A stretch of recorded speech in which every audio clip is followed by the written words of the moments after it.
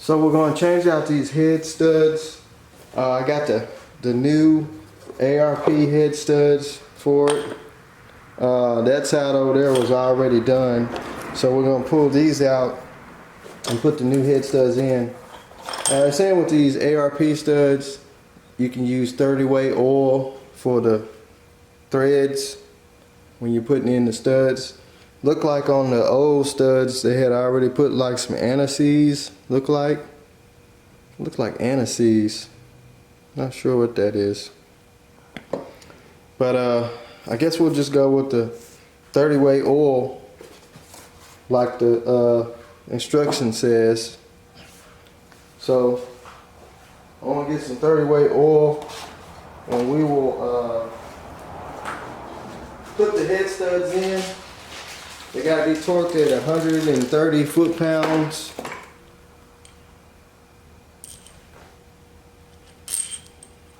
So we will definitely torque them like they're supposed to be torqued. And they should work just fine. So I'm gonna get some oil. We'll put them on the studs. We'll do them one by one. I already got number one out. Got to figure out how this washer goes. It's got like a washer on this. I don't know if it goes like, it's got like a little indentation in it.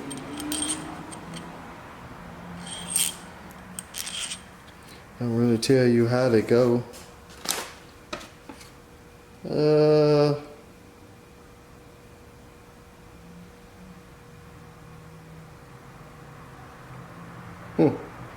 I don't tell you how the washer goes on there.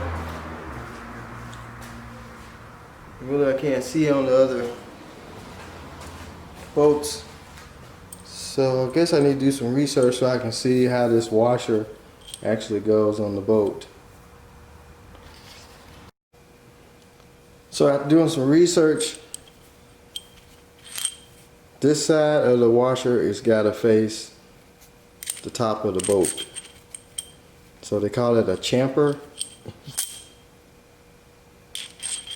So that's got to face up like that on your ARP head studs.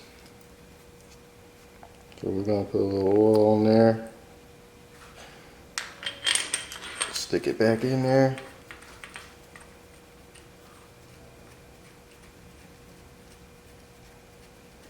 I don't know if that's anise. It sure ain't Loctite, but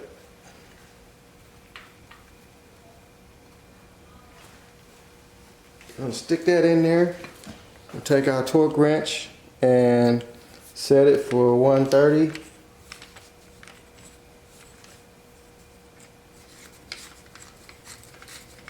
But we gotta go all the way up there. Now, I would recommend do one at a time so you won't mess up your head gasket. 130. Man, that is way up there. That is a lot of torque. That is a lot of torque. No wonder I had a hard time getting loose.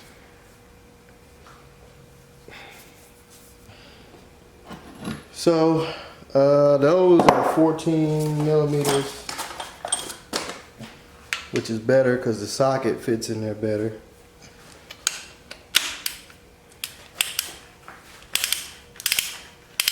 Maybe I need to use a deep well socket.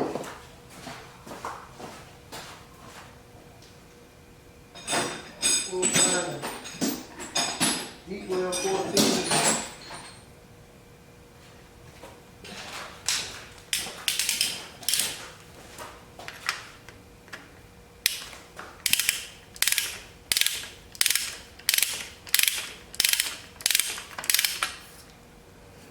There's a lot of torque.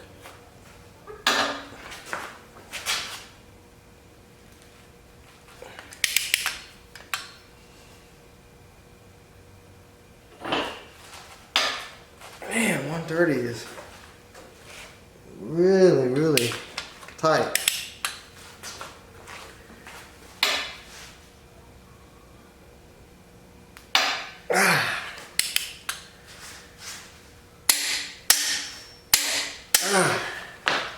It's 130. Woo! A little bit past it, but I think we're good. These casts, I think these are cast heads. They look really, really good to be. Are they cast aluminum heads or? Those are steel heads. This is steel heads. Haha. So that was bolt number 1. So bolt number 2 is right here. And you gotta have pie arms to get these loose. I don't want to use an impact. I guess I'm just gonna have to Superman them out. Don't want to use an impact. They're so tight. I don't have a choice.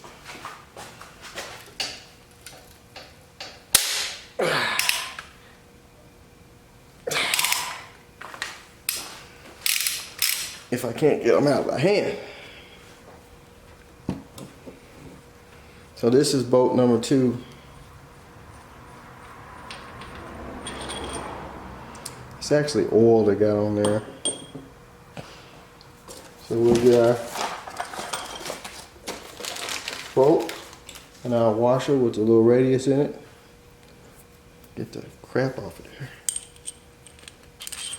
Slide together. Put a little oil on there.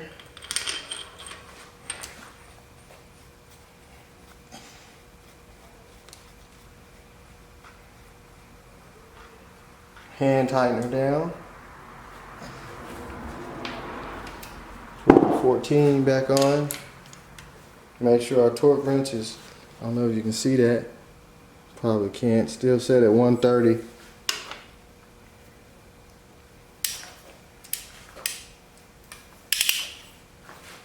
Get rid of Superman it.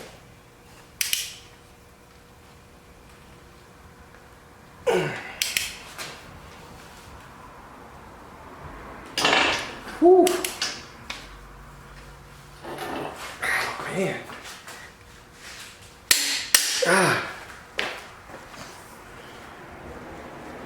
All right. So we're going to keep going. We got 10 bolts. So number 3 will be right here on the top. We'll go ahead and break that one loose. My back is not going to feel good in the morning, I'll tell you that. This one's got a little bit more clearance. A little bit more clearance. So I'm pretty sure that is 3. It's got to be 3. It's up top. All right, here we go.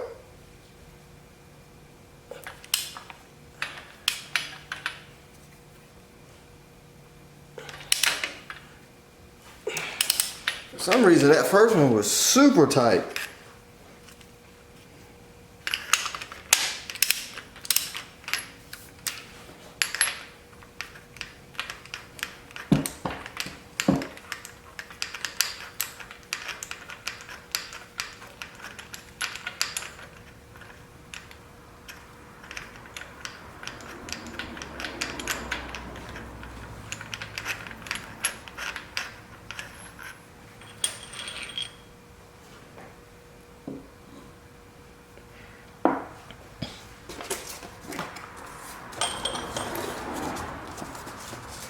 Get out of the washer.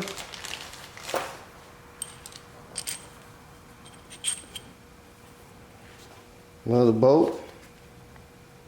Put us a little oil on there, on the threads. 30 weight oil. Slide her back in.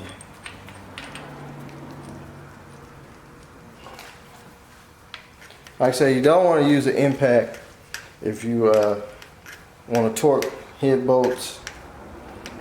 I mean, I don't know if you can get away taking them loose. Sometimes I would take them loose with an impact if they're hard to get to. Just say if I'm over in the car, you can't get a torque wrench to them. I really don't like to do that. I would rather just manhandle them and take them loose by hand. But don't torque them down with an impact. You end up breaking the studs or breaking the bolts, and you won't get the torque right. So you get you one of those digital torque wrenches, but I got just the manual one, which works fine.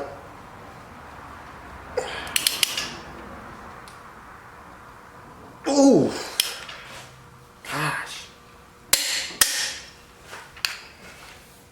Once you hear that click, you're good to go. So now we're gonna move on to this one. This will be number 4.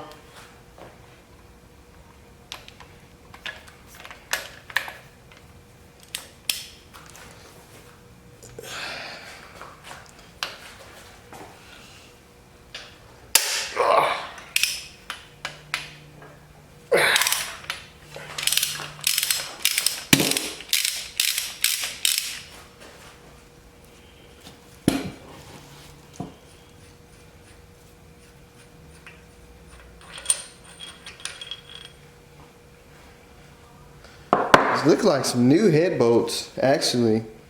They don't look like the factory head bolts that the engine came with. So I'm believing these are actually new head bolts, but there were ARP head bolts bought for it and already installed on one side, so we're gonna go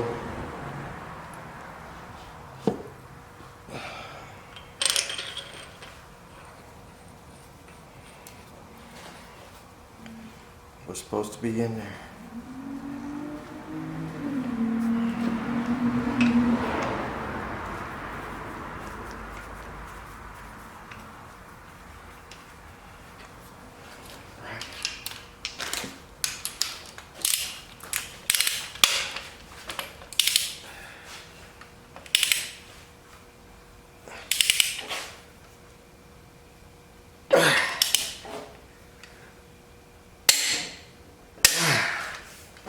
Right. So that was number 4. So it's 1, 2, 3, 4. And then you got 5 and 6. 5 and 6. Then it goes 7 and 8 is all the way towards the end. And then 9 and 10. So there's 10 bolts. So we're going to go over here to 5.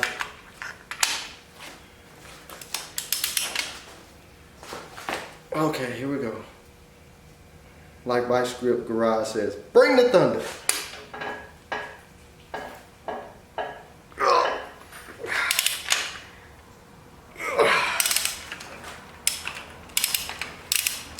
Now, you can loosen them with your torque wrench, and then what you can do is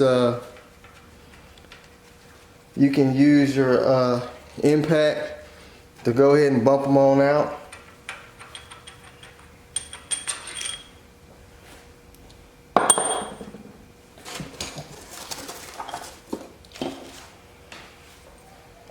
So here we go. Put a little oil on there, like so. Stick her in.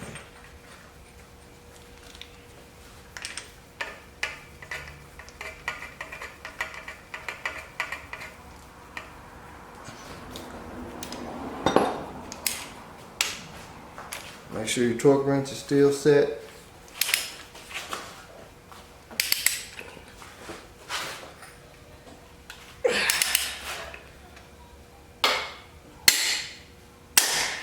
Right. I guess once your body gets used to breaking them and torquing them,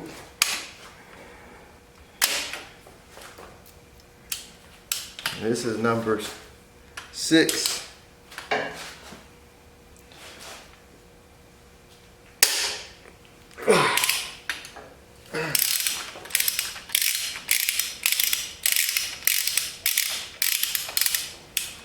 It look like he's already installed. So I just noticed that he's already installed the ones on the end over here.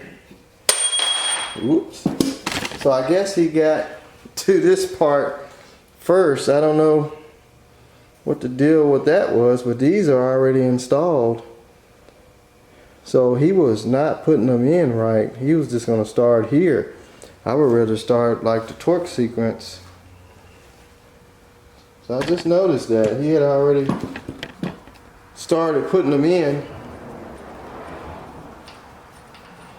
And then stopped. But he was doing it not in the sequence, which I would rather do. But as long as those was torqued, I guess it'd be alright. That saved me half the trouble. We just gotta do these two at the end right here, and be done. Did not know that.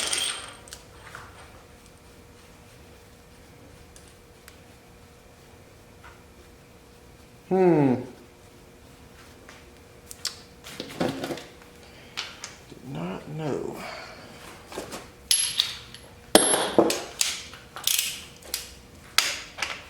All right.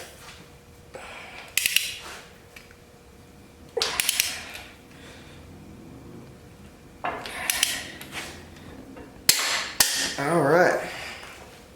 So I guess we're gonna skip down here to the other end then, since he had already took care of that end. So it should just be 2 washers, which it is, and 2 studs left.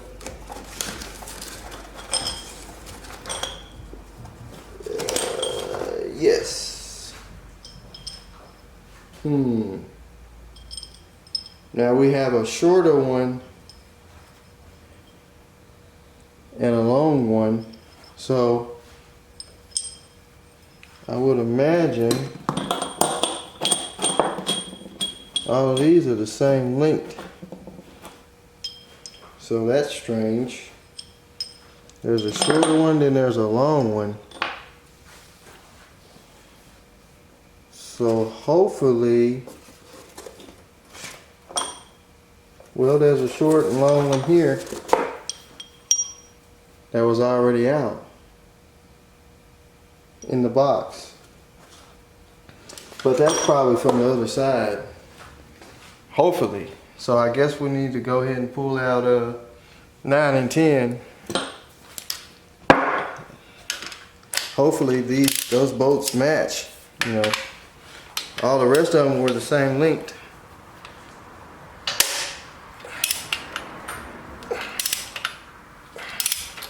I would think, well, yeah, if you take a look at the head, this bolt sits lower on the ends and these 3 sit up higher.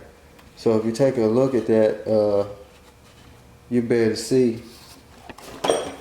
So yeah, the shorter one goes on this end here and on that end. So yeah, we're doing good. Kind of scared me for a minute. I'm like, wait a minute now. You got one bolt shorter than the other bolt. What's going on? Ooh, that one has some oil pressure. Alright. So, last 2 bolts.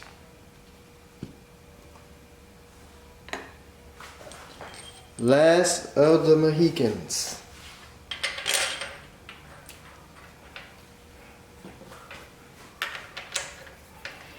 Then we can go ahead and start priming our oil pump up. Now I think it's already been primed, but I just want to redo it anyway.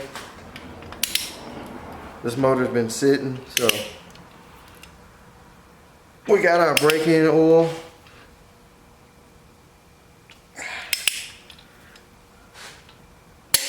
Oh man.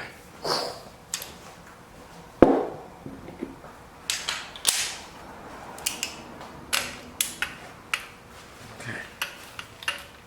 Here we go.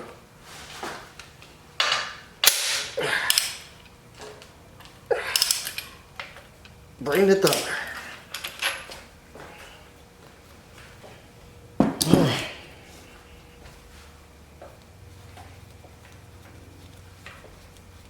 Last bolt.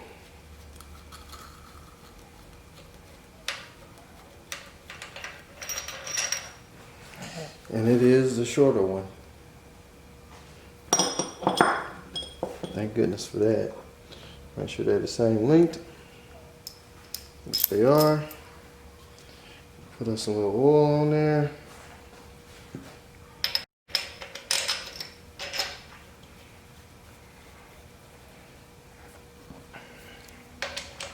Tighten her up.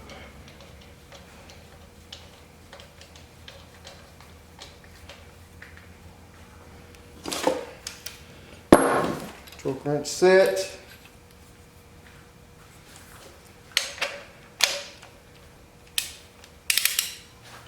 Here we go.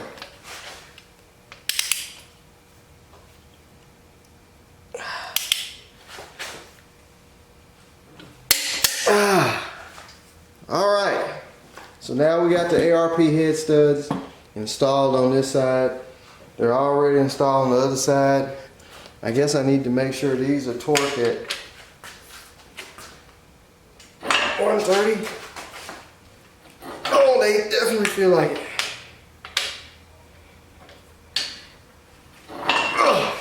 I can tell they 130. I'm moving the whole engine. So now I'm going to make something to turn that oil pump. I want to leave the valve covers off so I can actually see the oil priming up. But I don't have an old distributor to go down in there to turn that gear for the oil pump, so I'm going to have to find a socket or something that will slide over that, like an Allen wrench socket. Maybe take the Allen head out of it, you know, the Allen sockets, and that should fit right over, and take the drill and kind of spin it. And I'm gonna put the break-in oil in it. I already got the oil filter on, so I'm gonna go ahead and get that stuff ready, and then we will continue on when getting this engine ready.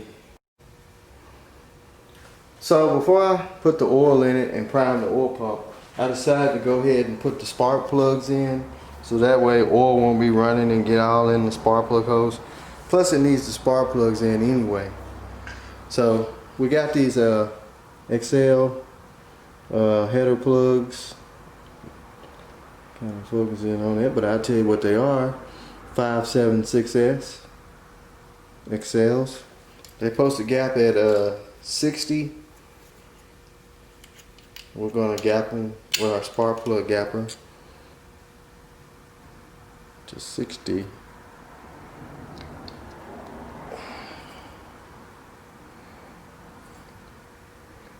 $60 is where they're supposed to gap. Man, that does not look right. Look at that. That is kind of way off the grid there.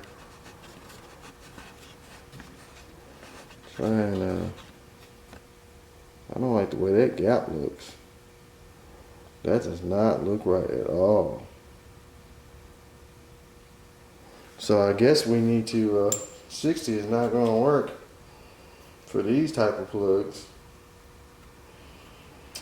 I don't know if they're pre-gapped. Might have to go a little bit lower than that.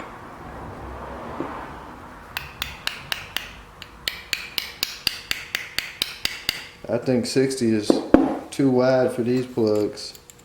Now when I googled it, it said 60. So we'll try them around,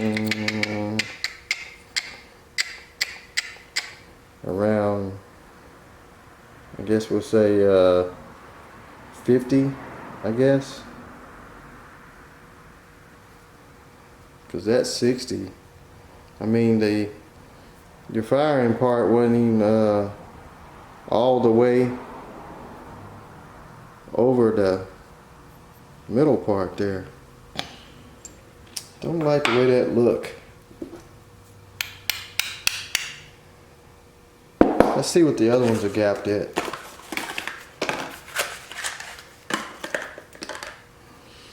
That looks like probably about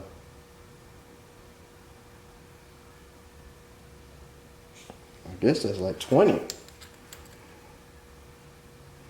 It's like 30. It's like at 30, 35. I guess we're gonna bring them up to, we'll bring them up to 50, where that sort of looks right, I would guess.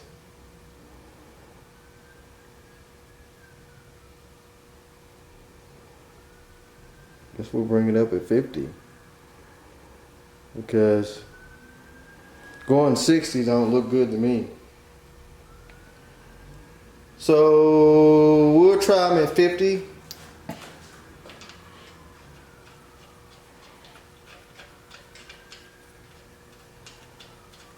We'll go ahead and stick all of them in there, because we need to go ahead and put them in anyway, so nothing won't fall off in the spark plug hole.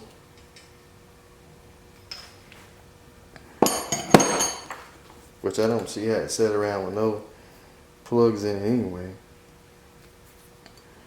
But it was covered up, so. Man, that, for it to be 60, that is weird.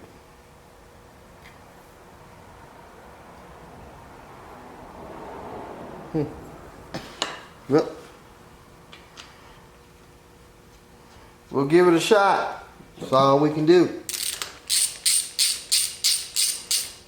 Now, this is the strange part, right? We got header plugs, but the headers actually go down here on the side. I didn't notice that till now. I know some of your GMs, the plugs stick through the headers. On here, the headers are actually on the side of the block. So I didn't realize that till now. But they're high performance plugs, so we'll run them anyway. I did not notice that, people. Hey, I'm a Ford guy, so go figure that.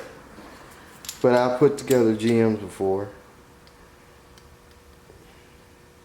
I just didn't notice that.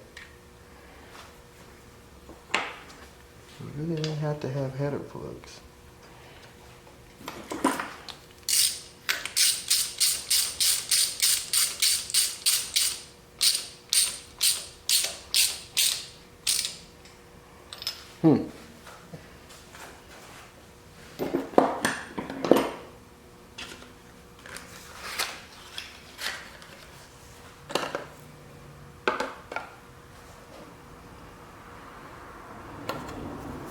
So we'll continue to put this side in.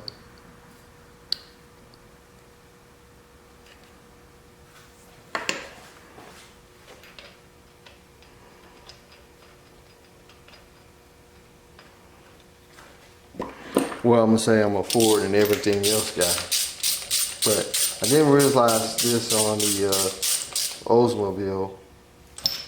Rarely put these together. It's been some years. Ooh, that is not great. That didn't feel good at all. What's going on there? Tell me that plug hole is damaged. Ah, you had me scared for a minute. Alright, so we got that side done. I'm gonna go and put the plugs on the other side, and then we'll get the oil in it so we can go ahead and start priming the oil pump. I was able to find something to stick in the hole.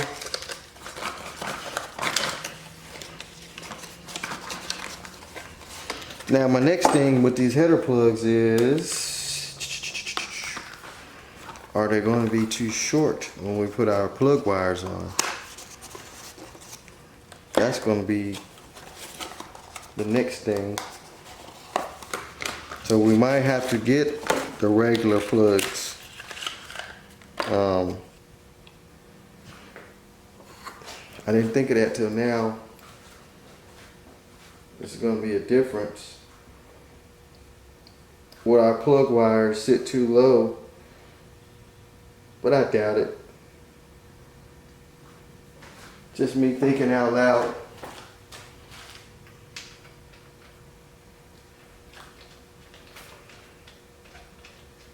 So I'm gonna go ahead and get to these other plugs in there, tighten them up, and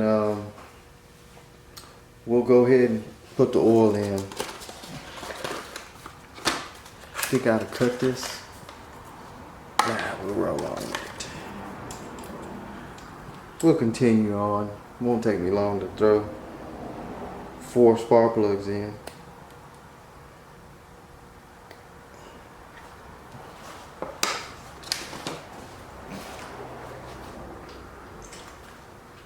So who's all building engines? Leave a comment if you like in the description box. Who is putting together an engine? A older engine, not your LS swap or your Coyote swap or your Hemi swap. Who's putting together an old engine? I'd like to know. Who is doing an Oldsmobile swap? Who's doing a Trans Am swap right now, or just restoring a Trans Am?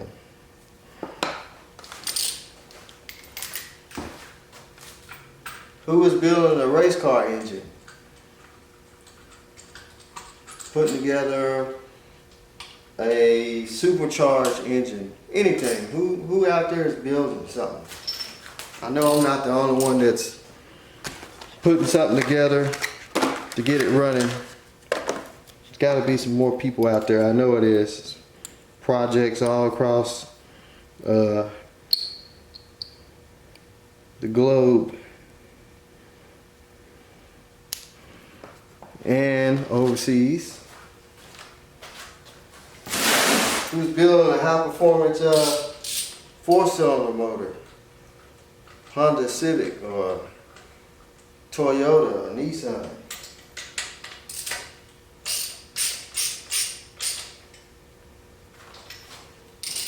Or a high-end European car.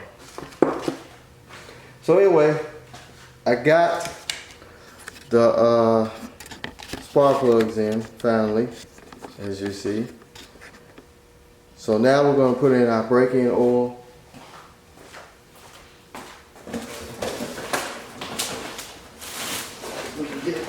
At the box, we're using 1540 weight competition cam. It's high in zinc.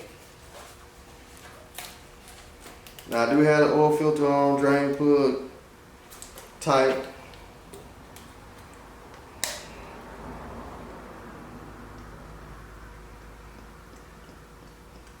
I'm just gonna dump in 5 quarts of this. I think this might hold 6 quarts. The only thing I want to do really is prime the oil pump up.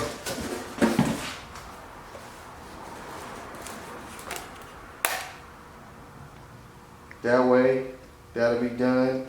Then we can put our valve covers on.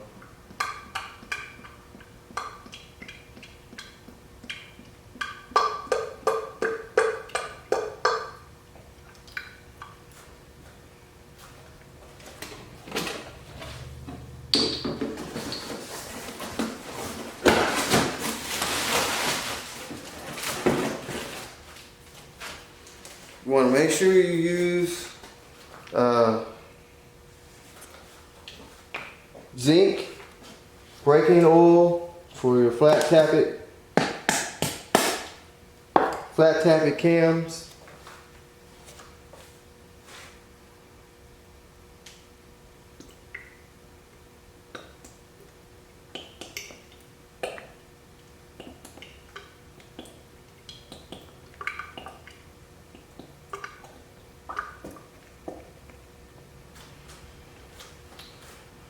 Well, this is going to take a while. We'll get it in there. Just got, I think, 2 more quarts to go.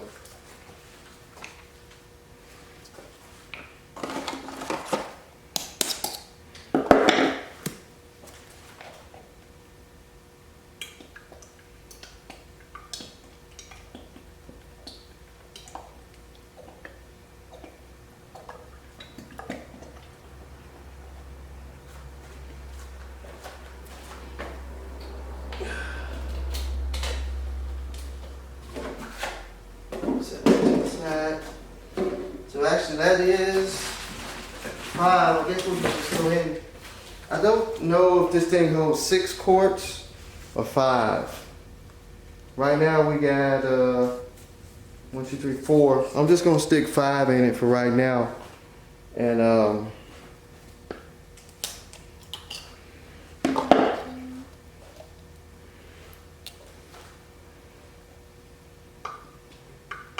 and then once we're waiting on the dipstick to come, it didn't have a dipstick with it. So when it gets here, I stick that down there. Or I might just Google it and see how much it holds. It might just hold 6. But 5 would be good just to prime the oil pump.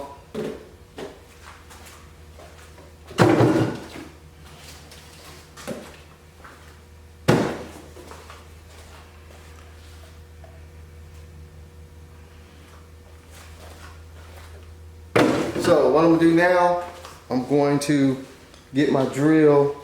I might just get my battery operated impact. Then we'll spin it over and we'll see if the oil pump primes up.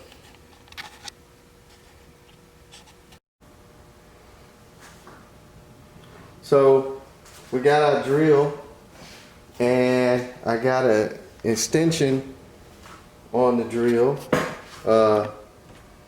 going down in the distributor hole, and we're going to turn it over and see where the oil pump prime these lifters up. Now it turns counterclockwise. See some right there.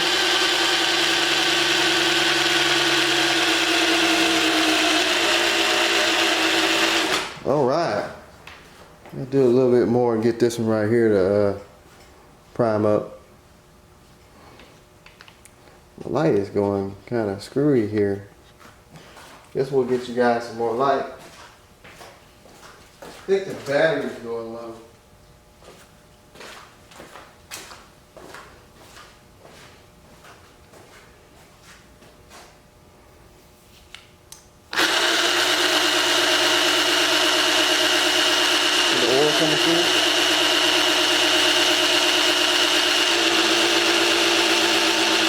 Woo, drill getting hot. The drill is getting hot, but as you can see, we got oil dripping. How about that one there? Probably have to let the drill cool off. Let's look at the other side, see what it looks like.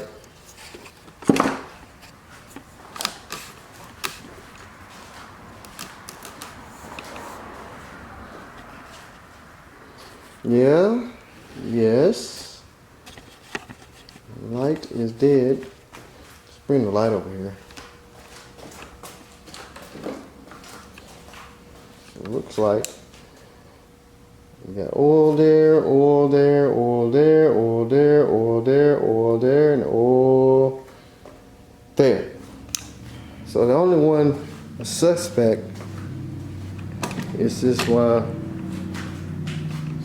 right here. It didn't prime up. I really hate to burn my drill up, but we'll try and get that one to come up. For some reason, it is not coming up.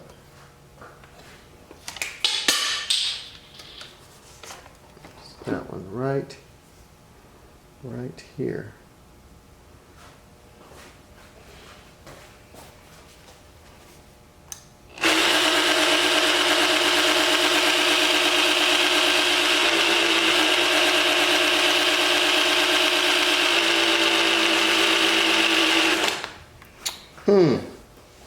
Down here, all the rest of them are pretty much primed up.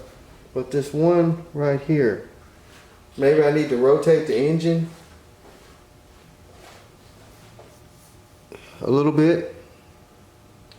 Maybe that would release the pressure on the, because we're starting to get oil everywhere. And I do mean everywhere. See, can we rotate the engine?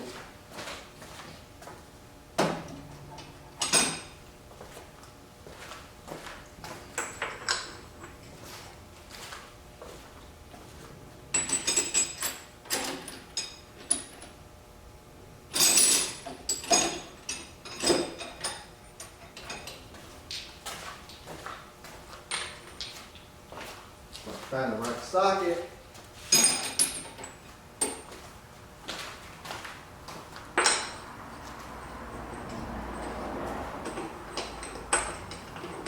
Did find out that the crank bolt's loose.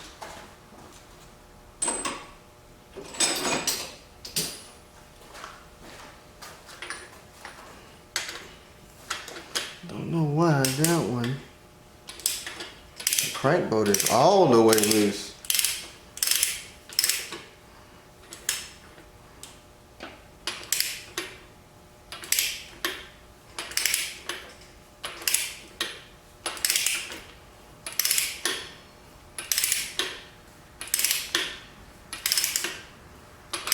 Wow, the crank bolt wasn't tight.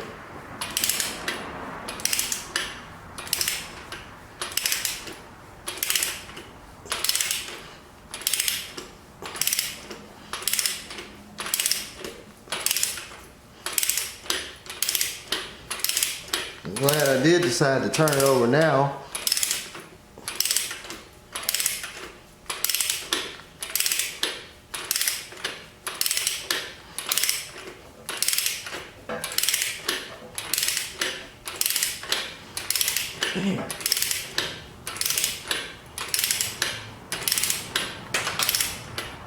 There we go.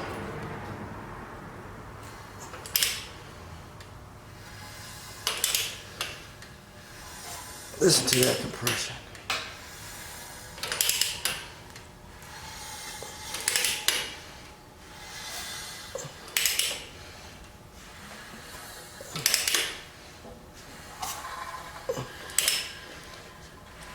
Seen the valve move yet?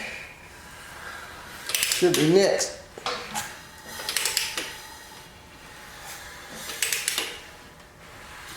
Now that I put the plugs in it. Alright, that one's going down. Alright. So we'll try it now. See what that one prime up.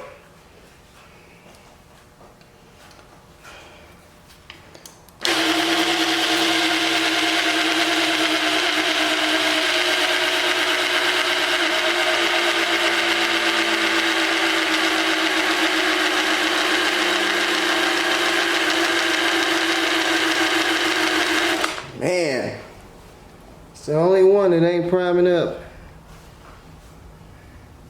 And I hope it ain't a bad lifter or stopped up push rod.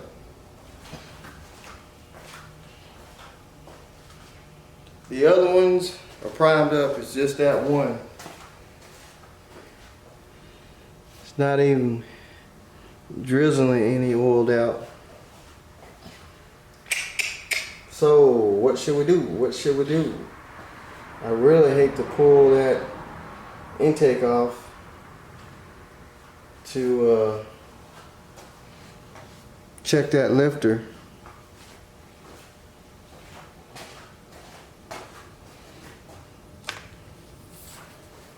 Like to me, it should have primed up.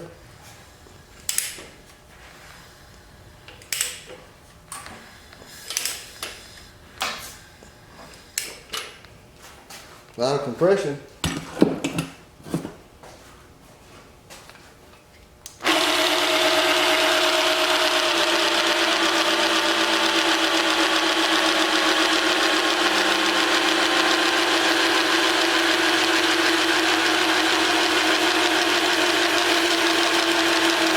Man, burn my drill up.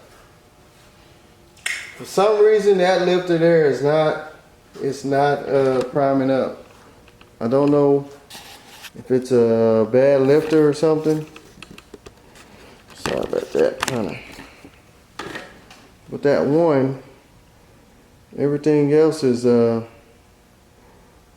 pretty much primed. So I'm gonna have to do some thinking on that one and let my drill cool off because it's just smoldering. And guess we'll give it a second and then we'll go back to it. So I did take that push rod out and it had a little oil inside of it. I blew out some oil out of it just to make sure it wasn't stopped up.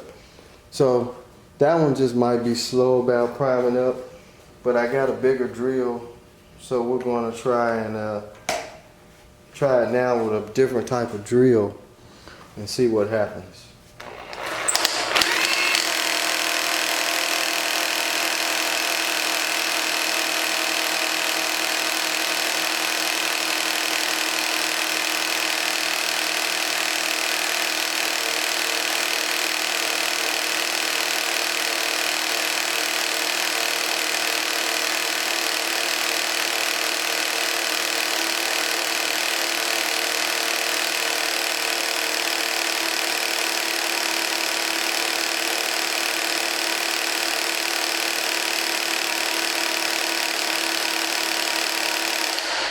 Man, that one still didn't prime up. So I guess we probably just gonna have to just run it and maybe it'll prime up after it runs a little bit. Wasting a lot of oil everywhere.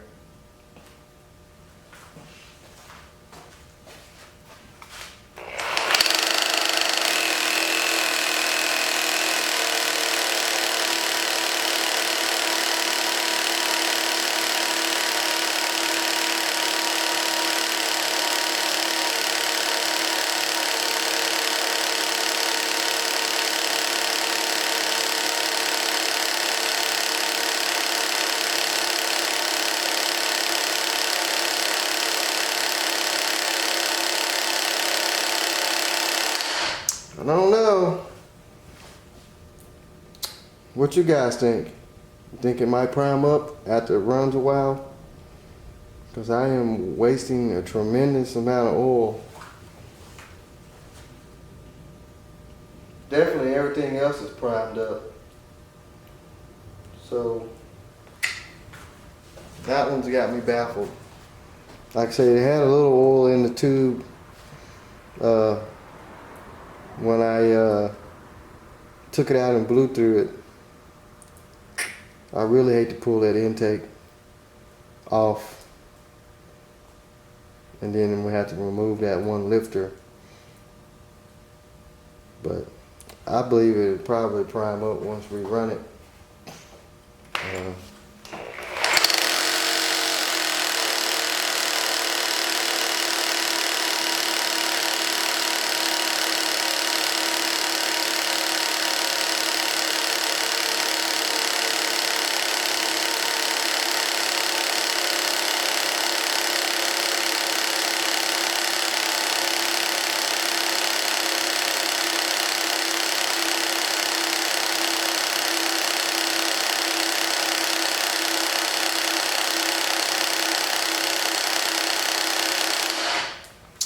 Guess we'll have to let it just fly. Maybe it'll prime up. If it don't prime up, we'll just pull the intake off and we'll go ahead and put another lifter in it. Maybe it just needs some running, some better RPMs. Unless that lifter's collapsed. We'll just see. Like I say, we are wasting so much oil everywhere. I don't want to waste a lot of braking oil trying to get that one to prime up, so we'll just we'll let it be for right now. We'll see how it runs. So hopefully it'll go ahead and prime up and do what it needs to do. So we got oil over here, so we'll see. So alright, so that's gonna be it for tonight. Clean all this stuff up, and what we'll do is put the valve covers on. Alright.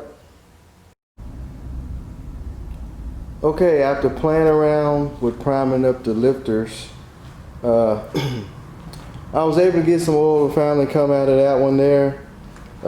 So we're gonna go ahead and move on and go ahead and install the new Edelbrock valve covers.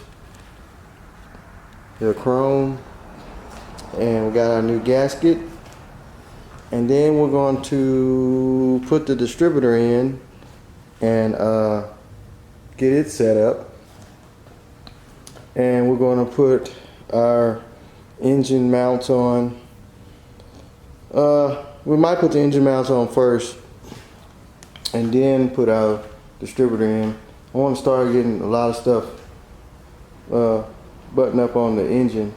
We still got to make a block off plate for the EGR valve, which we're not going to be running, and I have the choke, the heated choke plate. I'm going to fix it too, because we're not going to have a heated choke. So let's get started. Nice new shiny Edelbrock valve covers. Go on there like that. Just look at that. Nice and shiny. Motor's starting to look better already. So we got both of them.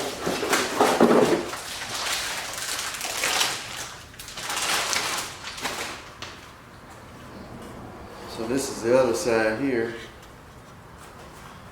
So I got to determine whether we need to hold here for a breather, or you can flip it around and the hole actually be up here on the other side. So that I got to figure out. Then we'll be able to bolt them up, and I got to find the screws for them. But that's basically how it's going to look. Nice shiny valve covers with shiny intake and carburetor. So I got to hunt up some screws for the valve covers and do a little research on how we're going to run the ventilation, the PVC valve or the crankcase breather setup.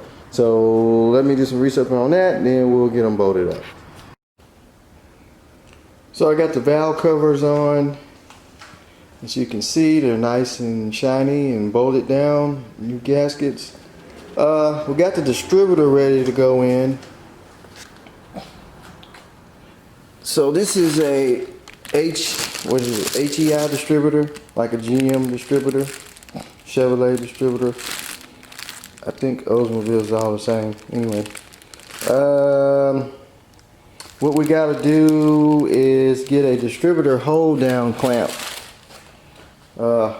This engine didn't have one on it, and I searched the boxes, and there's no hold down clamp. So this is the one that actually fits the Oldsmobile motor. It's just a piece of metal with a bolt. So I got to digging, and I found one for a GM 350.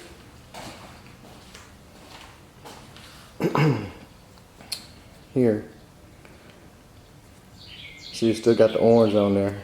So it will go on there, but the hole doesn't line all the way up. Now it's basically the same base distributor and everything. I put it like that, but it's not going to be able to move over there. So what I'm thinking about doing is just grinding this tab off just a little bit, where you see it sitting like that.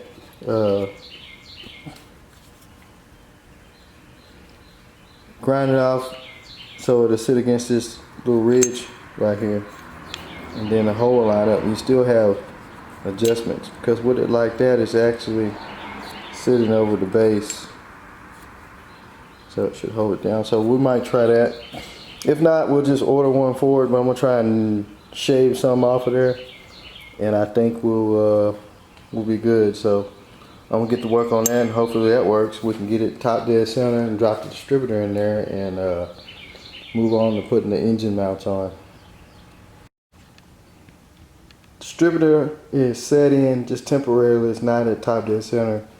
So I did fabricate a little bit on this hold down bracket thingy here. Kind of grind it off back here and on the sides, and fits pretty decent.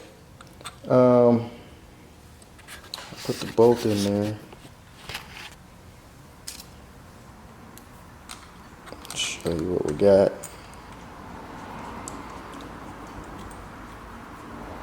It tightens down and holds it, but it's kind of off to the side a little bit. The reason why, because this slot is not long enough so I can push it up there. But it does hold it down. I'm thinking about trying to drill that slot out just a little bit,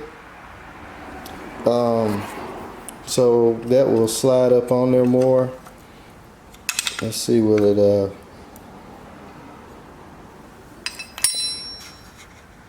pretty much holds it tight, but I would like for it to be slid up just a little bit more than what it is. It won't be off, and it will cover more of that base of the distributor. So I think what I'm gonna do, I'm going to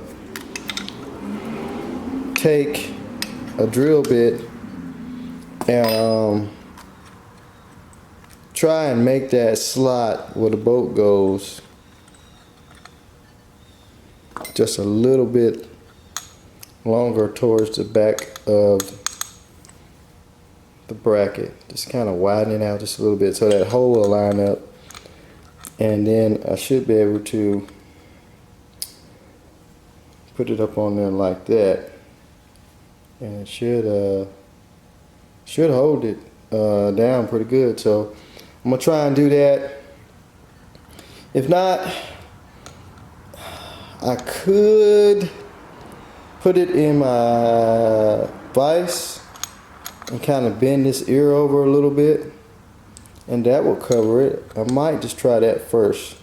We'll try and put it in the vise, see can we get that to close up a little bit, and that might even work even easier.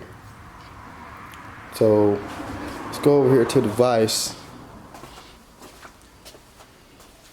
and we will try that.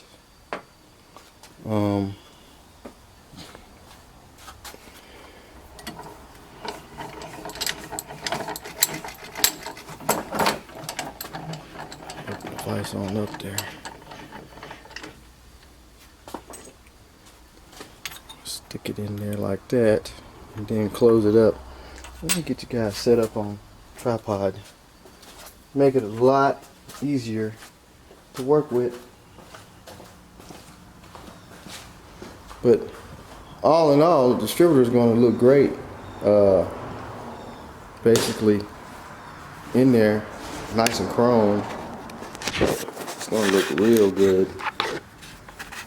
So let's get you on a tripod.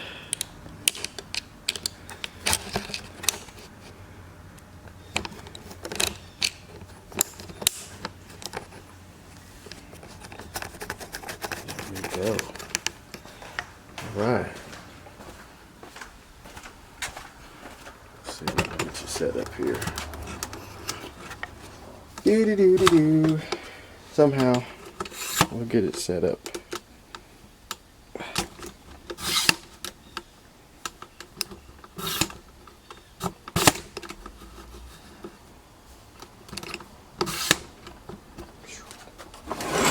So much junk, don't know what to do with it. Alright, so we're going to try to bend that over a little bit. Stick it in a vise, probably like that.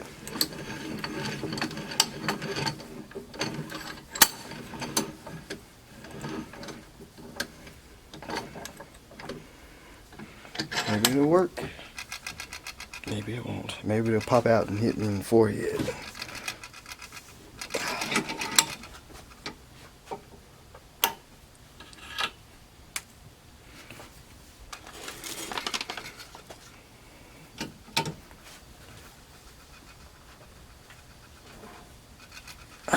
I would say somewhere in the neighborhood. Oh, that did not sound good.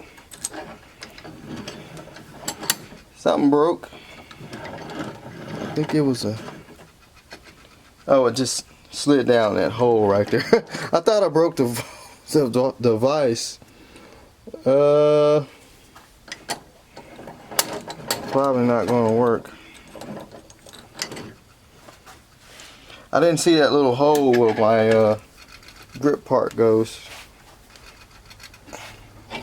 I thought the vise broke. I was like, oh no.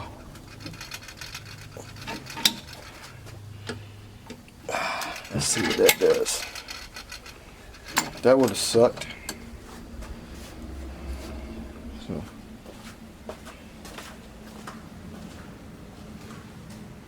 Little entertainment.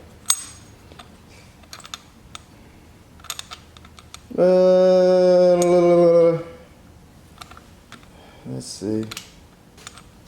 I don't think that really made any difference. Might have to go with plan B. I've checked around, no one has one for the 403. They have one for the GM like this one, so we have to order. Well, it did bend it over some. Let's put it back in there and see.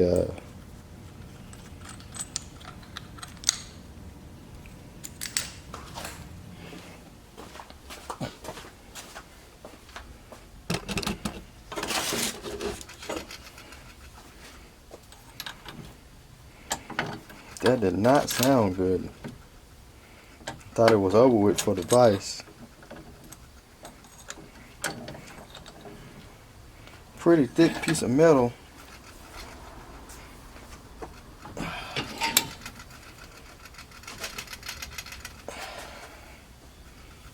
It's gonna bend it or it's gonna break it. Which one?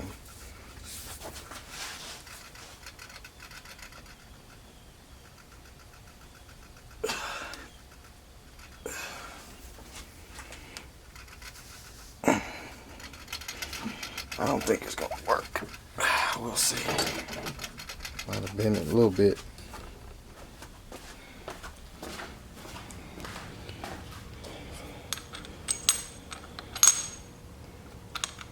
It's the way that is.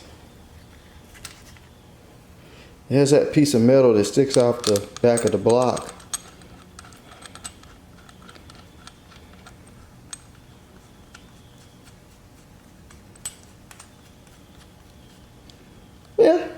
out pretty good. It's bending over there. I'm happy with that. Now I still could slide it a little bit and it'll slide up a little bit more. But I think it'll hold it down pretty good right there. I mean, I think the original one only goes over that one little section of the base. It don't cover the whole thing. So by that pushing down with the force, I think it's gonna work out. So we'll get it cleaned up, we'll get some paint on it, make it look pretty, and find a new screw for it. That looks pretty due. And we'll be done with that, and then we'll get it top dead center and go from there. Alright, so the distributor is in. We got it top dead center. We got it bolted down.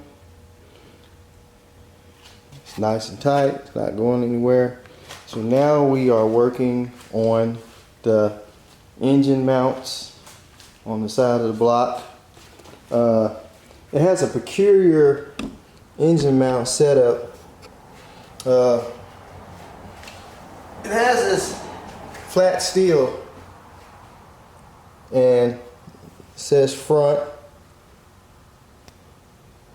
right, and this bolts to the block with 2 bolts like so, and then it has this bracket, kind of a U-shaped bracket, bolts on like that, so it goes on the side of the block.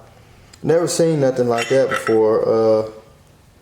Just got this piece of steel bolts on and this bolts on. So we're gonna get this on there. I think I'm just gonna touch up paint it while it's on the block, because I'm actually going to touch up the block with some more black anyway, because it has a lot of paint dust from being in the shop covered up. And I think I'm just gonna bolt it on there. We'll kind of touch it up. We ain't gotta really worry about the back side, because I mean nobody's not gonna see it. And we gotta find the bolts to it, which they should be in one of these bags over here.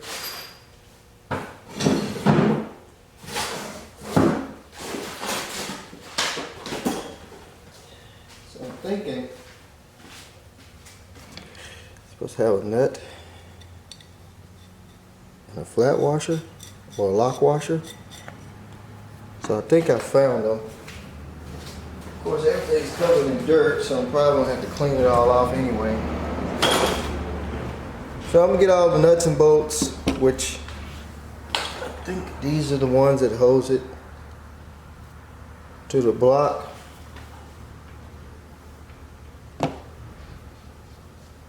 Yeah.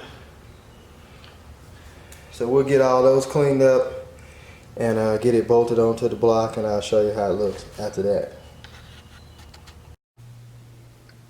Just a little trick how to get all your grease and stuff off your bolts. If you want to use the original bolts and maybe paint them, you can either try and blast them in your sand blaster, or you can scrub them with a wire brush with some kind of degreaser or carburetor cleaner. What I normally do is just put them around it.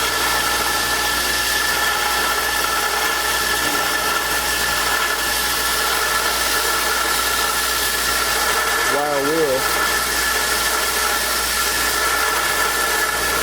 Looking real clean.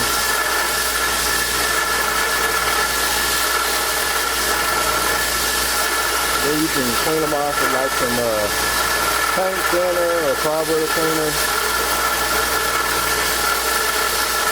Get the grease residue off of them.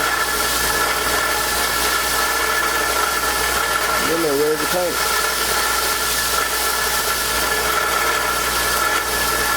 Like that. Well, might as well leave it going so we got some more. You could leave the washer on there. Washers are kind of tricky though. If they're flat, you might have to either put some new ones or hold them with some pliers to clean them off. But make sure you got a good grip. I would suggest holding them with some vice grip.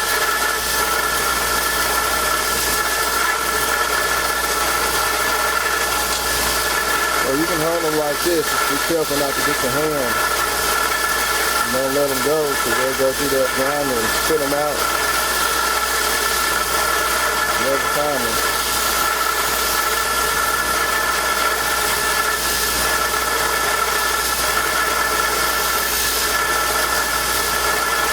Or you might can let them soak in something.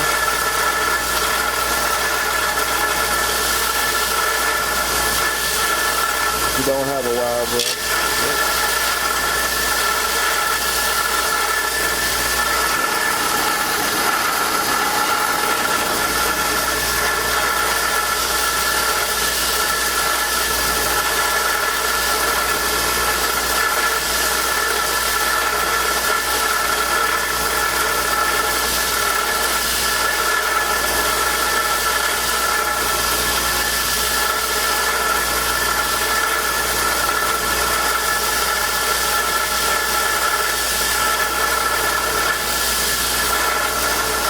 Whatever you think is best.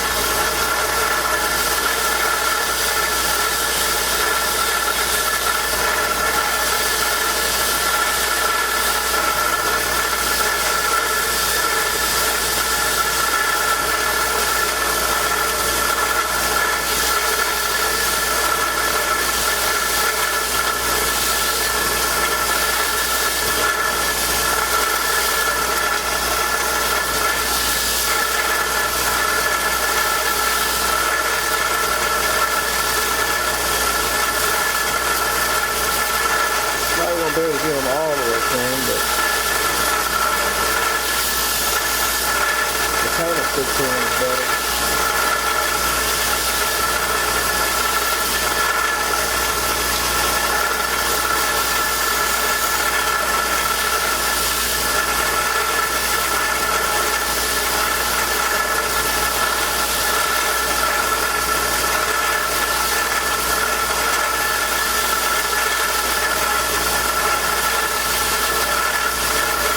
So, those are clean.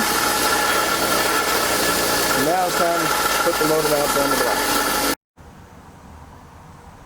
So we got the engine mounts on there and got them painted. I went ahead and freshened up the block. Freshened the paint up on it. Got some of that paint dust off. So engine mounts is on both sides. So I got to work on this vacuum choke thing. This is for the heated choke, well not vacuum choke, but heated choke for the carburetor. Goes into the intake right here. But since we're not going to be using it, I want to just block these holes off so that way if this tube ever rusts out or anything happen, won't cause a vacuum leak.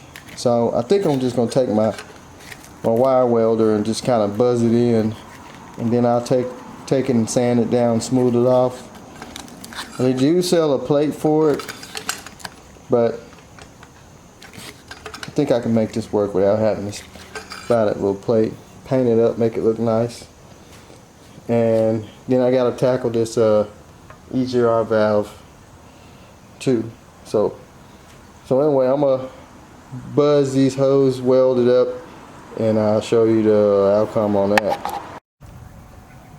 So we got the 403, I think this is a 400 transmission outside, and we're trying out this Dollar General oven cleaner. Never tried it before. The regular oven cleaner, the good stuff, is sold out everywhere. You can't find it. So we're gonna try out this cheap brand stuff. I've already put some on there and just kind of scrubbed it with a brush and let it sit.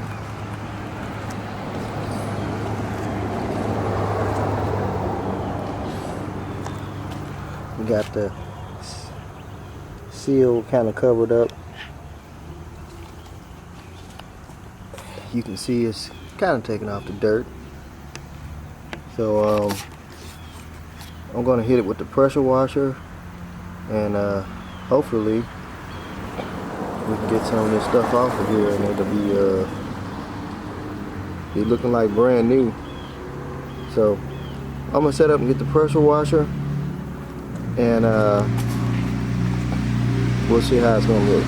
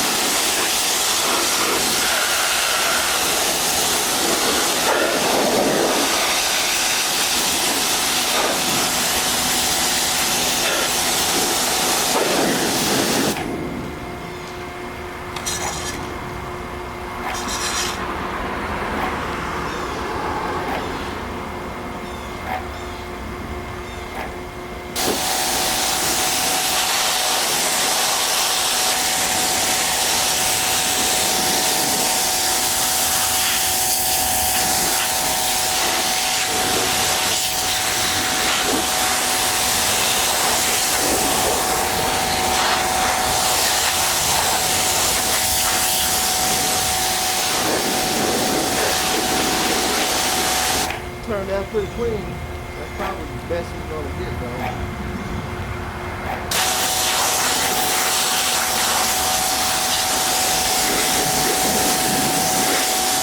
So I guess the dollar store rubbing cleaner does work.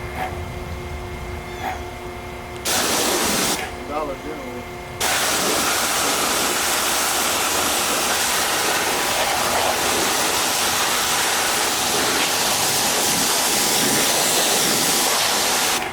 What I might do now is try and flip it up on the side and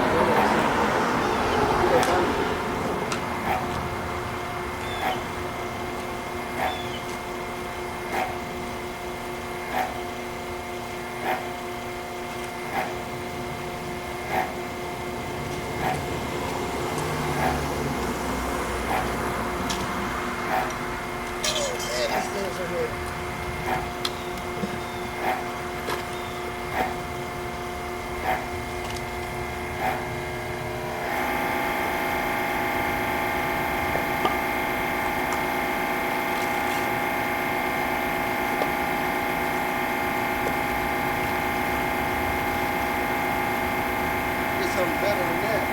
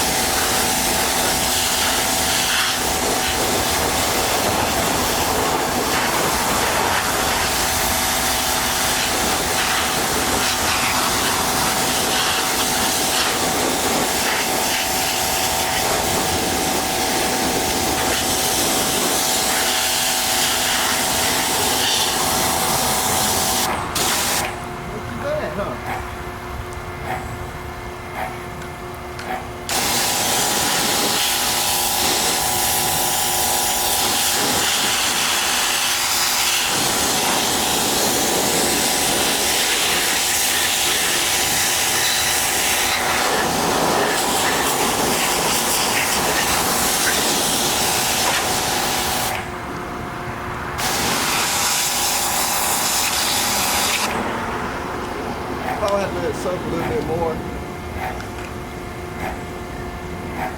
And got a little dirt right there.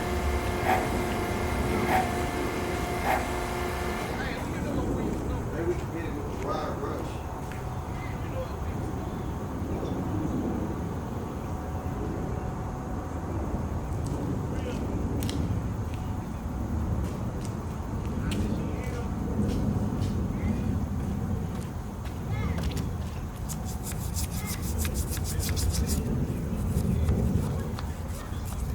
Some of this stuff is caked on there.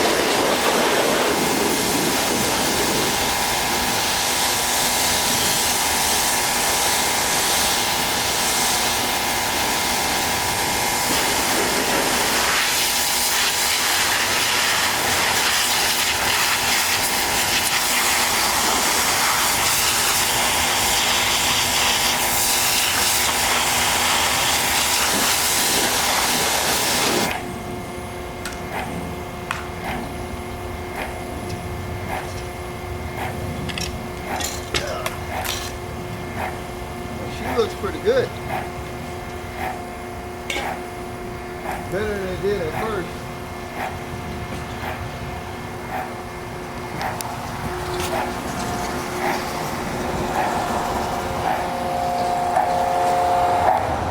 Cut that off.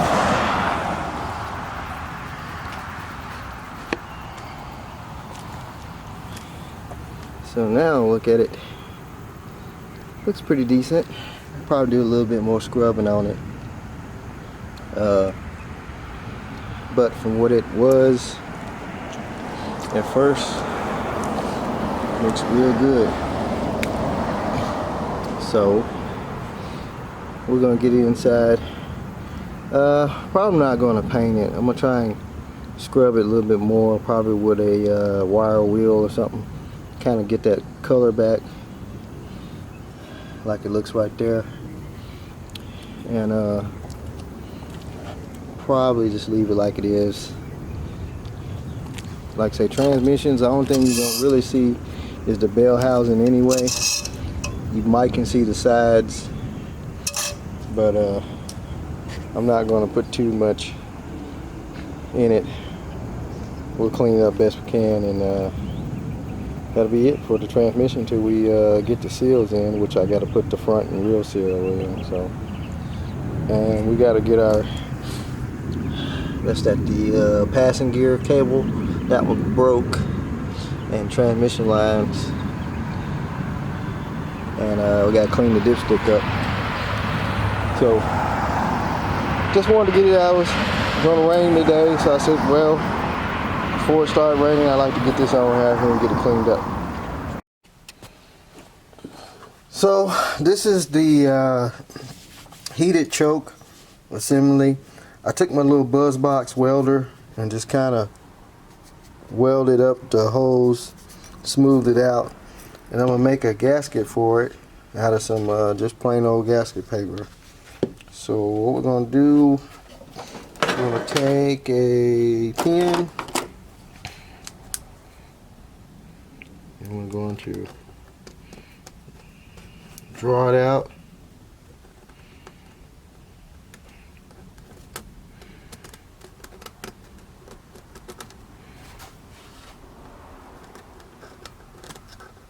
The best I can.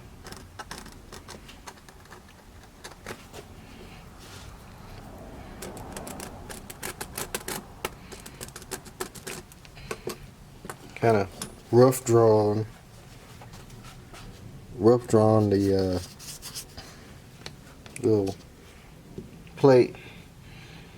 So now we got that lined up. We're going to, I guess, making some holes in it.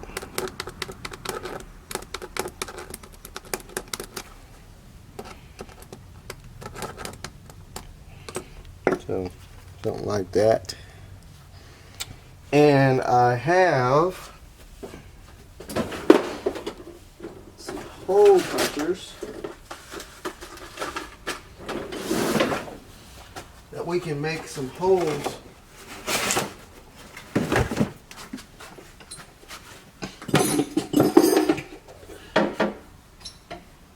just for the screws to go through. Got these little things here to make holes in gaskets. So we'll say it's probably about that size there. So we'll just line that up with the hole.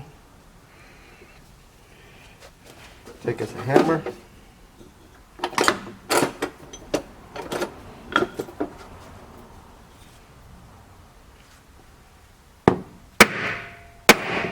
Smack it a couple times.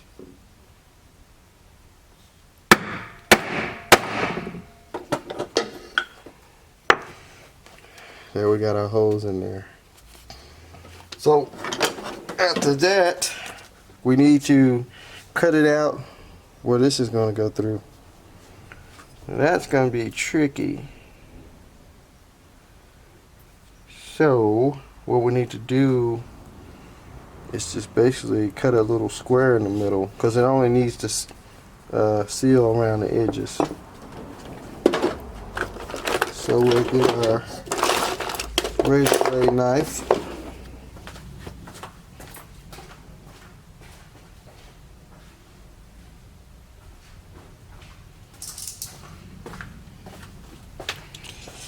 Hopefully I do this right the first time. I guess I'm gonna go center with that. Just kind of cut a square somewhere in the middle. It's kind of hard to do because it wants to turn. I think I pretty much got a rough guesstimate where it is.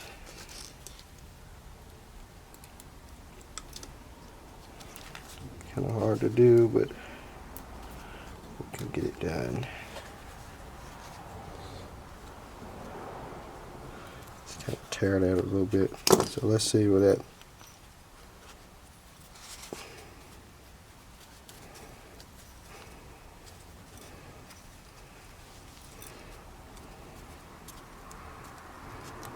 I think that's going to work out just fine.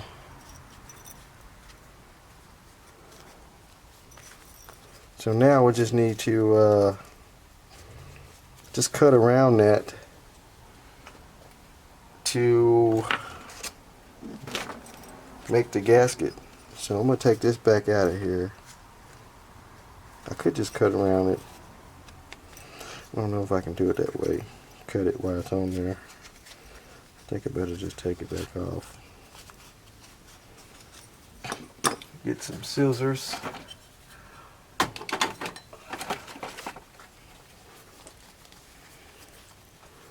And we'll just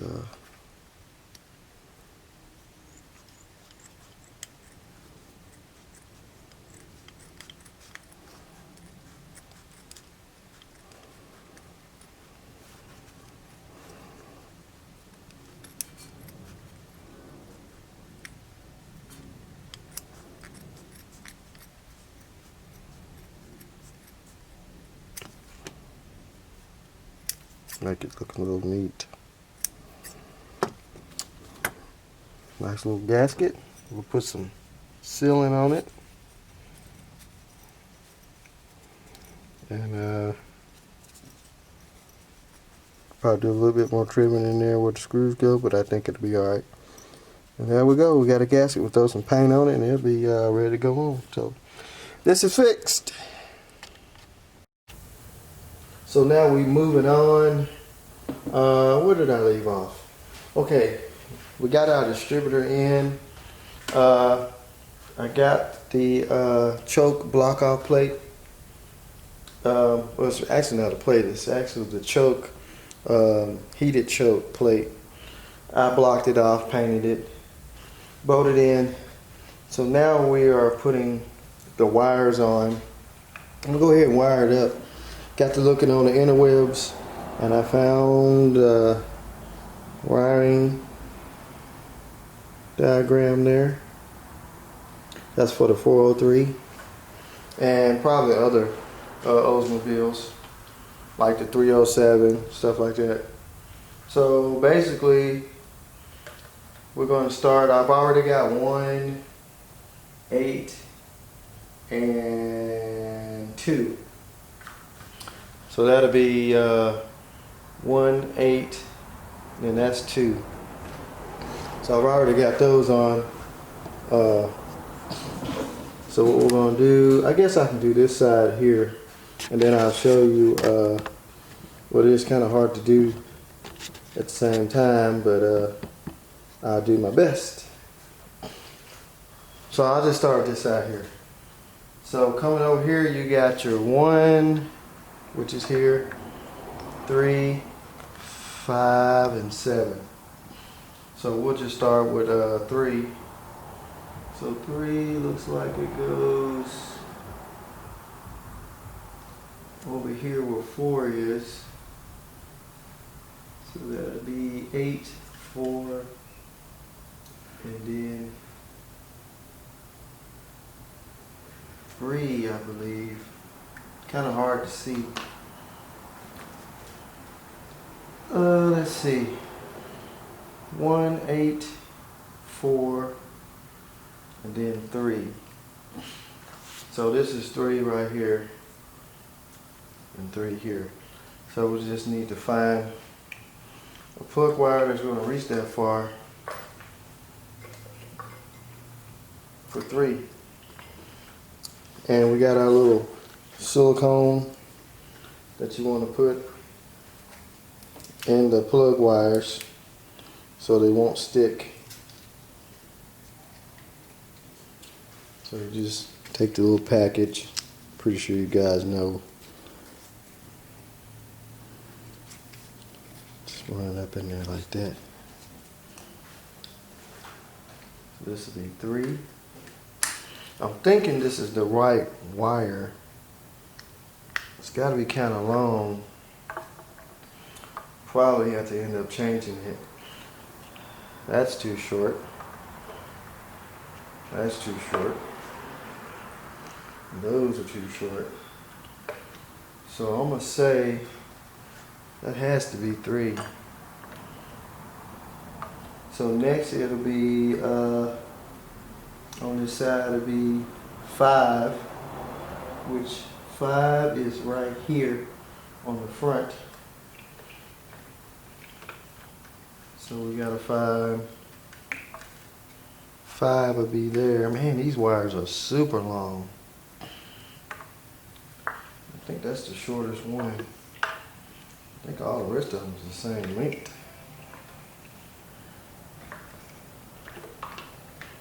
Maybe that can be 5.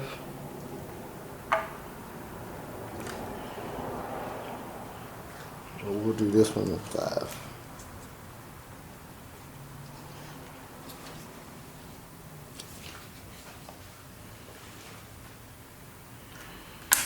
So that'll be 5. I want to kind of keep them where they're not tangled. We're gonna have to get some plug wire holders. So then we got 7 is the last one. So I guess 7 is here. So I guess that could be 7 since it's short.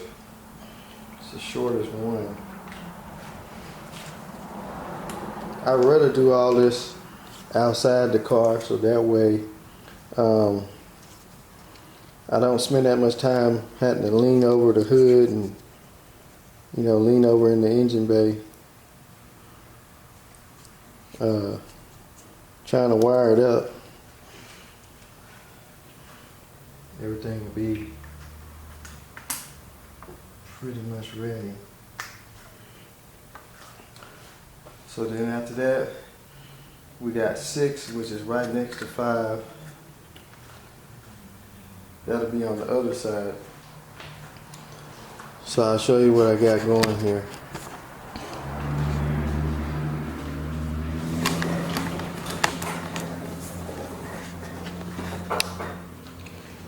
So we got, this is 1, 8, then we got 4, 3, 6, 5, and what is the other one? 7 and 2. So we got to go on the other side and put the other side on. So we'll scoot over there.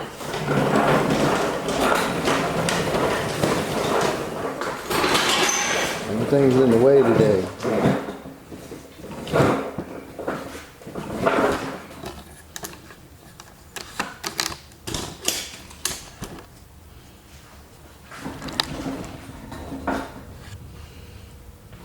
So this will be 4, which we already got 2 on, so that'll be 4 there. Man, that's a long reach. So we're gonna have to redo some plug wires. That is one long reach.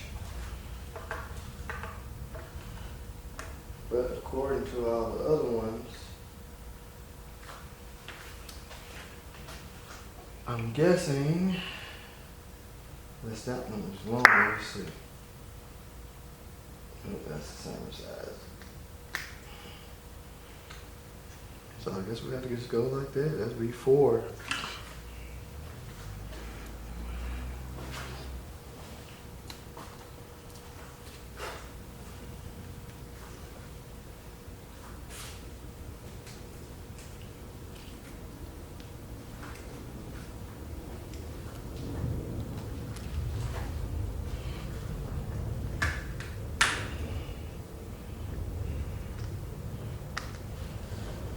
that would be 4. And then, phone linked out.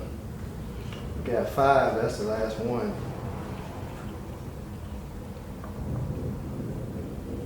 So we got 5 right there. We'll get some spark plug wire holders. Try to make them look nice and neat.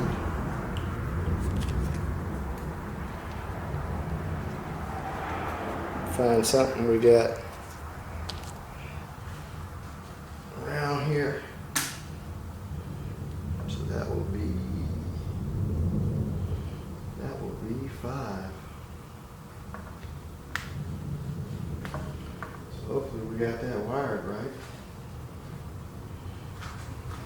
We'll just take them and like I said, we'll get something to hold them. Make it look nice and neat. So there you have it. So now it's wired up and we got to get the carburetor on. We got to get the fuel line on that goes to the carburetor. I got the pulleys. I sandblasted them, waiting on them to dry so we can put the crank pulley on. And we got the water pump pulley and we got some brackets. We got a sandblast and paint. So it's starting to look pretty good. Real good. So we're just gonna keep moving on and yeah, we'll see how it goes.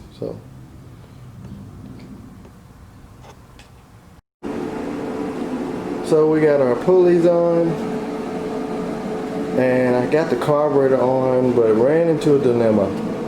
It is hitting the block. I mean, not the block, the intake. And it won't throttle. So you can see it's setting flush. So I'm gonna have to get a spacer plate to raise that carburetor up because I don't want to do no grinding or engineering, but it's dead set on it where your EGR valve portion comes up where it mounts. So I'm gonna have to come up with some kind of spacer plate to raise that carburetor up. So let me put my thinking cap on and we'll see what we can find. So I did some digging around the shop and I found something that would work. I think I know they have some spacer plates thicker than this, but I don't know what this came off of, but we're gonna try it.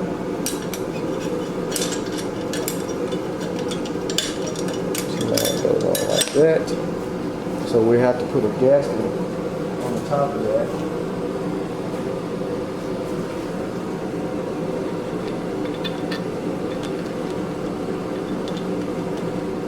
It's the skinniest spacer plate I've ever seen. I don't know what it came off of. So now we'll try the carburetor.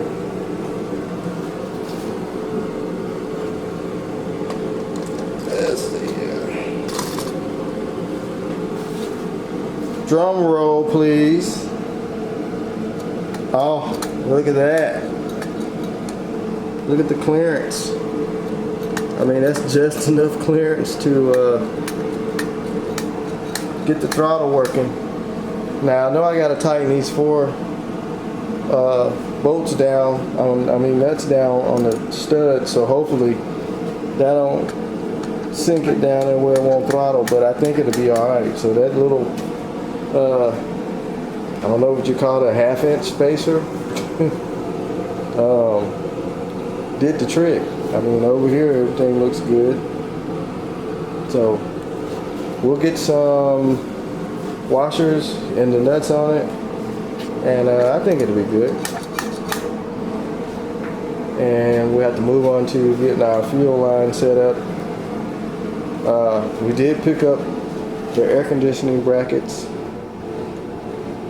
so I got to figure out where they go on this motor, and before I put the fuel line on, I want to make sure that everything clears, because I'm gonna have to run the fuel line or metal line from here over to this inlet on the carburetor.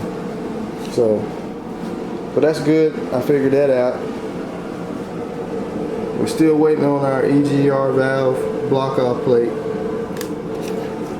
So anyway, let's get back to work on getting this thing ready to roll. Oh, and I got to figure out something on a PVC valve. This one I believe had the breathers on both sides and didn't have a PVC valve. The way these valve covers are set up, it has really not that deep, unless there's a shorter PVC valve. So we might be just running both breather caps. So she's looking good. She's looking good. She's coming along. So I got the AC bracket on, figured it out. It kind of goes over the valve cover here, and then your compressor bolts here and down here are those two bolts right there, and the front of it bolts here and I think here, which I don't have the compressor, but I'm trying to figure out the fuel line. Now the original fuel line, I'll show you.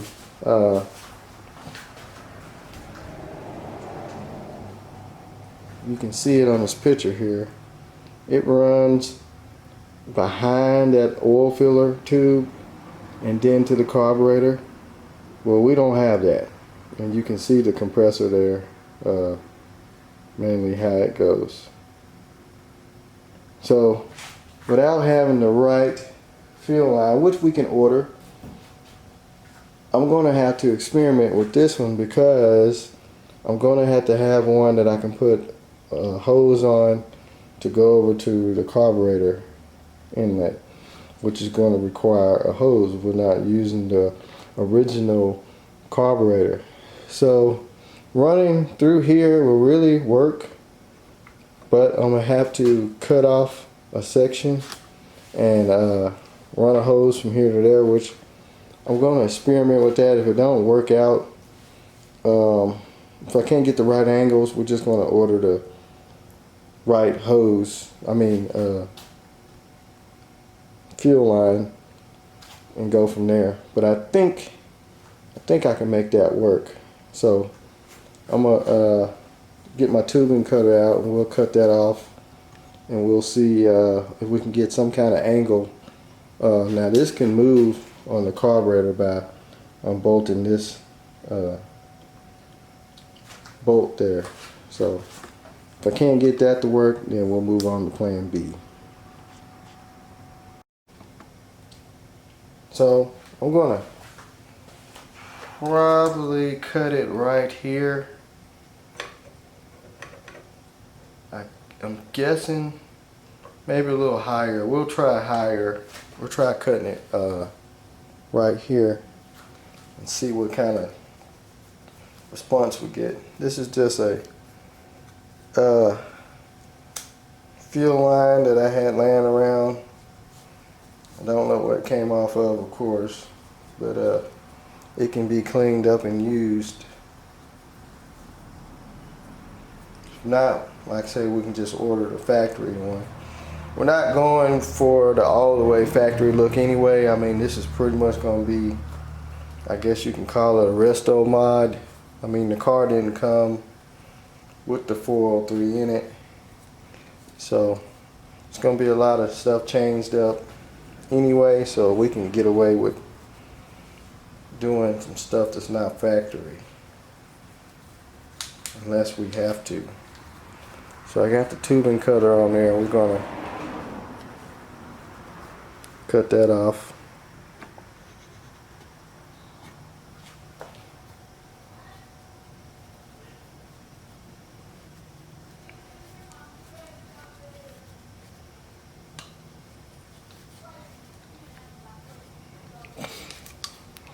Alright, so we got that cut off.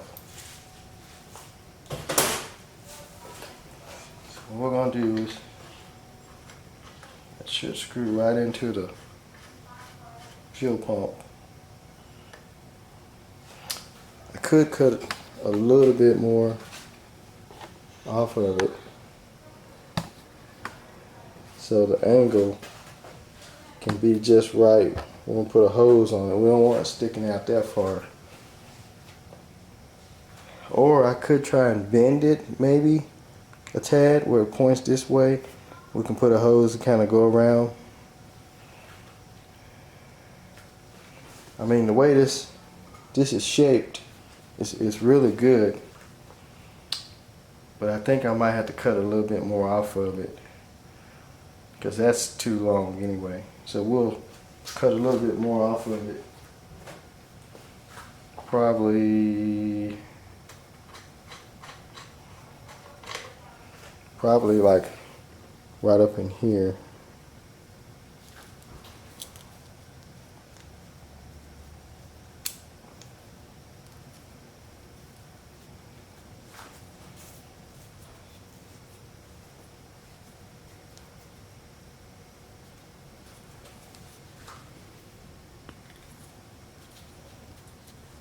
Does tubing cutters ever get dull? I've never seen a dull one.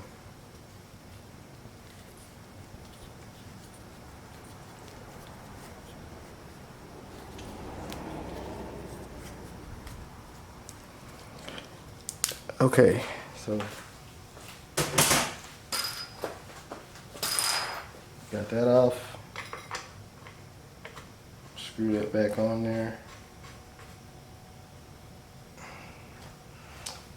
Now what we can do is probably loosen that up.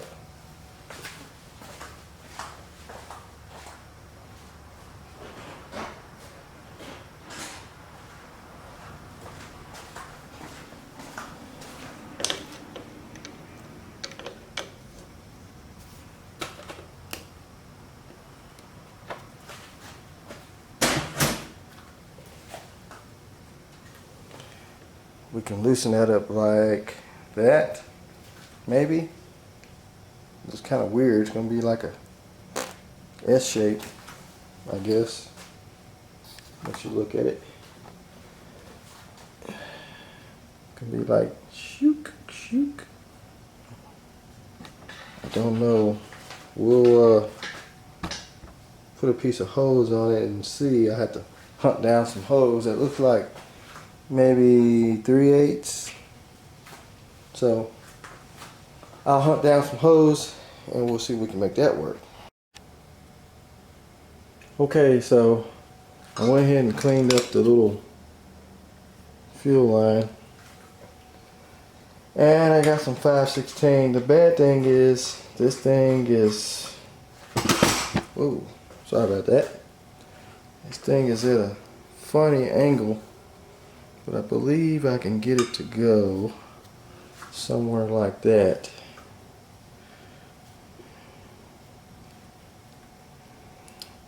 Now, fuel filter might be an issue.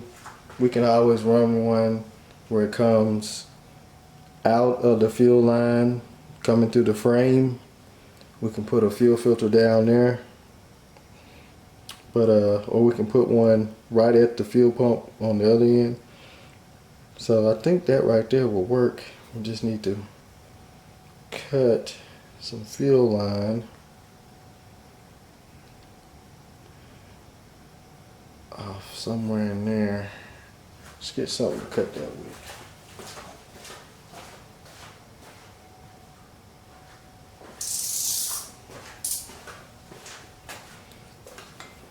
Run it like that. Somewhere in there, right there.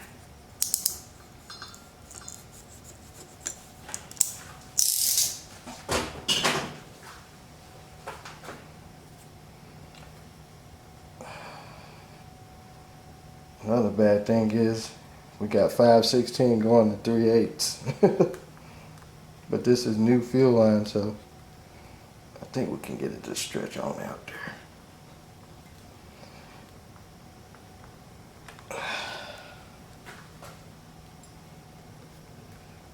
I think that would work right there.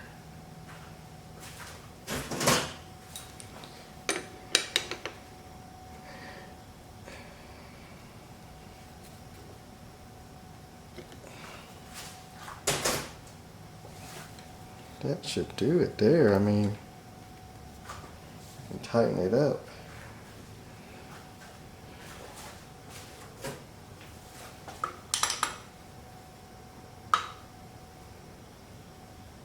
I think that's gonna do it right there, guys.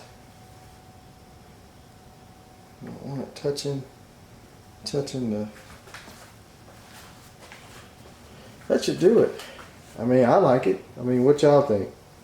Think we should just order the factory fuel line and put it on there, or just leave it like it is? I mean, I think it'll be all right. Put hose clamp there, hose clamp there. I mean, I could turn that down a little bit, and I can also bend this down a little bit. There's no kink in it, so I might be able to, well, something like that. What you think?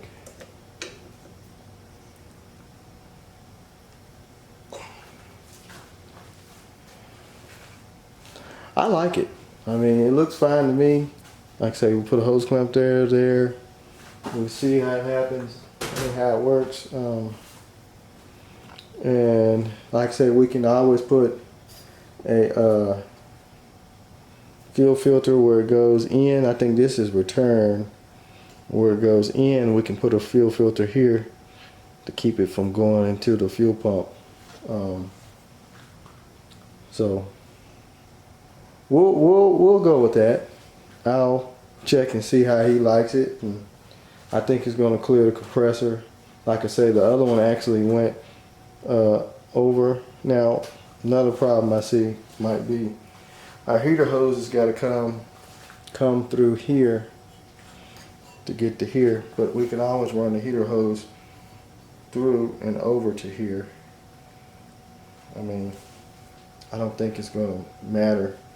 We just have to see when we get in the car, because the original one, like I said, went here and around. But we can always do some adjustment. So I think it's going to be all right. We'll leave it like that for right now, and we'll see how that works. So next, I got to do power steering bracket and alternator bracket. I got to get those cleaned up and get those ready to go on. I know the alternator goes somewhere in here, power steering somewhere down here. The AC we're not going to worry about just right now. We're mainly worried about getting the main stuff that's going to make it run, and then we'll worry about the AC later. So I'm going to focus on getting the AC, I mean not the AC, the power steering bracket and alternator bracket cleaned up and get some paint on it, and we'll get them on there, and like I said, we'll go from there. So you guys just keep watching the videos, keep subscribing. Like I said, thanks to everybody. If I don't end this video right now, I'll end it when I put the power steering bracket and stuff on. But just say thank you, and hope this helps a lot of people out that's still messing with these 403s. And hope you're just enjoying watching putting this car together.